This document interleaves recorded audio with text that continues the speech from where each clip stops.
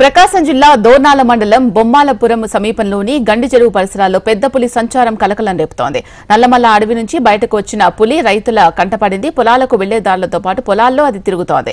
దీంతో రైతులు అటవీ శాఖ అధికారులకు సమాచారం ఇవ్వగా సిబ్బంది వచ్చి పాదముద్రలను గుర్తించారు. 2 రోజుల క్రితం పులి ఒక ఆవును చంపి తిన్నదని రైతులు తెలిపారు. పెద్ద పులి సంచారంతో పొలాలకు వెళ్లేందుకు రైతులు భయపడుతున్నారు. రాత్రిపూట పొలాలకు కాపలా కాయకపోతే పంటలను అడవి పందులు నాశనం చేస్తాయని రైతులు వాపోతున్నారు.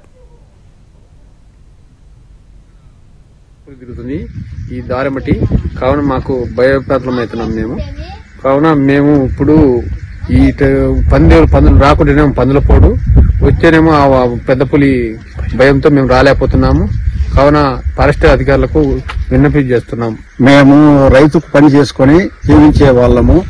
మేము బొప్పాయి, అరటి, మిరప పంటలు వేసుకుని రాత్రులు కూడా కావిలు రాని మాకు తప్పని పరిస్థితి. ఈ ఏరియాలో పులి తిరుగుతున్నది కాబట్టి ఫారెస్ట్ వాళ్ళు కూడా తిరిగిపోతున్నారు. కానీ మాకు పులి బీడలు తగ్గించేదానికి మీరు ఏదైనా మా పంటల నష్టానికి మాకు చాలా ఇబ్బంది పడుతున్నాము.